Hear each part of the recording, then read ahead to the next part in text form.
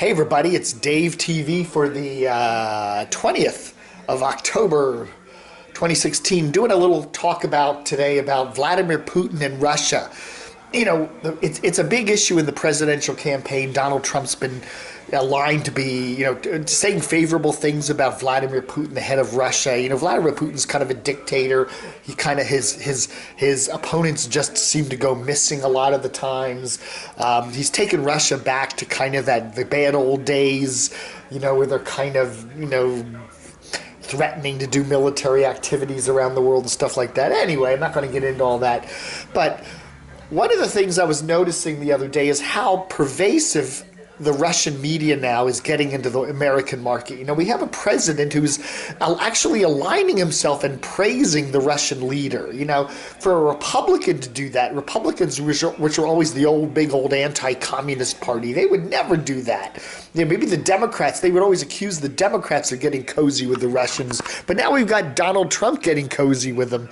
And what's up with that? Well, if I turn on my TV here in the Washington area, I can get Russian propaganda. This channel called RT comes in on channel 30, WNVT, or WNVC, channel 30 there, with a whole bunch of other international channels. But I can watch Russian propaganda. It's in English.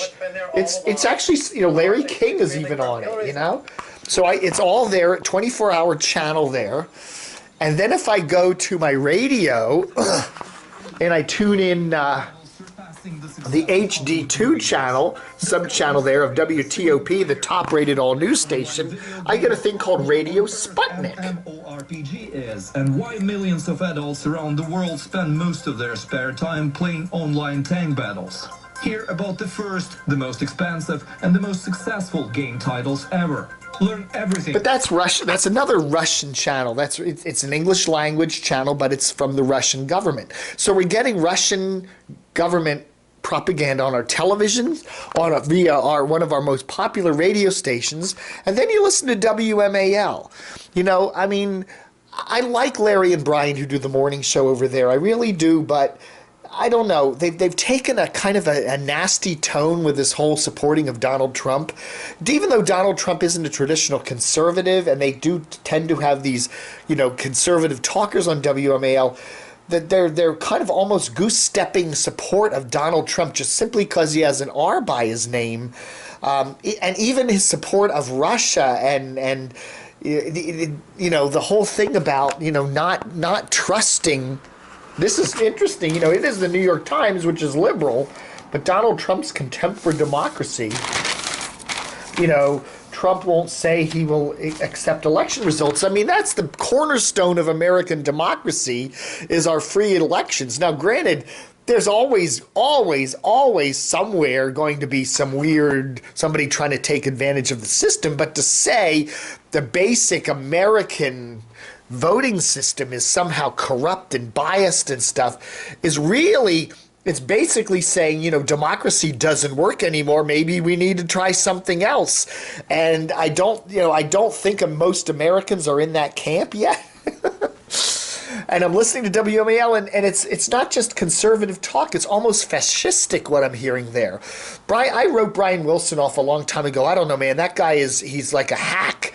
He's old, creepy dude. And then I listened to Larry, and Larry's just a weird mix, but he's got that Breitbart history to him. And it's kind of a crazy conservative. It's not, the one thing I enjoyed about WMAL over the years was listening to Brian and Larry, because even though I disagreed with them, they sounded sane and rational, and they were nice people, and they were kind of funny. But now there's almost a sense there where they're whack jobs. They're so crazy into this Trump thing. It's actually kind of affected them, and I don't seem to like them anymore. I listen to WMAL now, and I honestly find myself not liking Brian and Larry anymore. And that's a big thing. And if I'm not going to like them, I'm not going to listen to them. I'm going to find, I got to kind of like you if I want to listen to you. I don't have to agree with you, but I have to like you.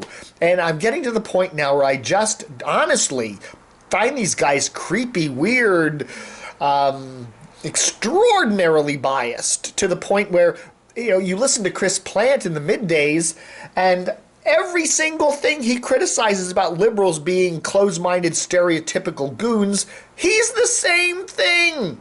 He's exactly the same thing. He and Chris Matthews, who he hates, are the same, have the exact same mindset, just from opposite ends of the political spectrum. And it's just funny to see that hypocrisy there. I don't know. I'm still listening to MAL because basically there's not much else to listen to in the mornings other than all news on TOP. And, I don't know. I don't get into the morning shows on NPR.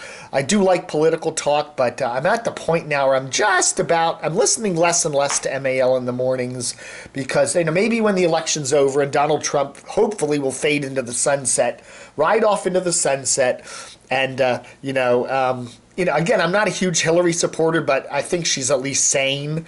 When that happens and we get back to maybe a little bit more normalcy, maybe MAL's morning show will get a little more back to where they used to be. And don't take this all so damn seriously. I don't know. It's a little whack jobby. All right, that's my Dave TV rant for today, the 20th of October, DC Media Edition. Blog over.